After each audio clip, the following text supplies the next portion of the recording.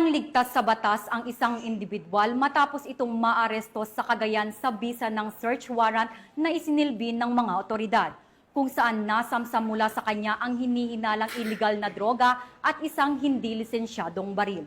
Patrolwoman Richelle Ledesma sa balita. Estado ng individual sa bayan ng Apari, Cagayan matapos i-implementa ng otoridad ang search warrant laban sa kanya dahil sa paglabag ng Republic Act 9165 Comprehensive Dangerous Drug Act of 2002 at Republic Act 10591 Comprehensive Firearms and Ammunition Regulation Act noong ika-15 ng Hulyo taong kasalukuyan. Kinilalang suspect na si Akadan, 44 na anyos, walang asawa at residente ng nasabing bayan. Ang paghalugog sa bayang naturang suspect ay nagresulta sa pagkakakumpiska ng mga sumusunod. 2 pirasong heat-sealed plastic transparent sachet na naglalaman ng puting crystalline substance na pinaniniwalaang shabu. 8 pirasong heat-sealed plastic transparent sachet na naglalaman ng puting crystalline substance na pinaniniwalaang shabu. 9 na piraso ng bukas na transparent plastic sachet na may bakas na pinaniniwalaang shabu.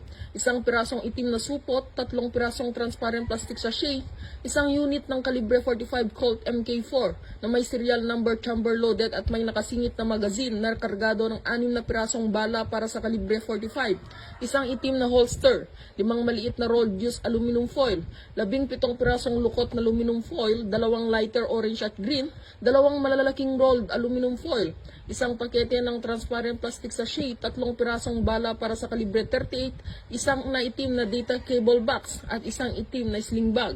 Ang naturang operasyon ay pinangunahan ng PNP Apari sa pangunguna ni Police Major Ignacio Dinulong Jr., Officer in Charge, kasama ang 1st Mobile Force Platoon, 2nd Cagayan Provincial Mobile Force Company at 3rd Maneuver Company Regional Mobile Force Battalion 2 na sinaksihan ng mga halal opisyal sa barangay.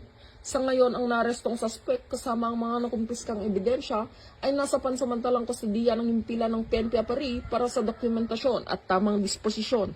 Mula dito sa Lambak ng Cagayan, ako ang inyong PNN correspondent, Patrolwoman Ledesma, alagad ng batas, tagataguyod ng Balitang Pulis.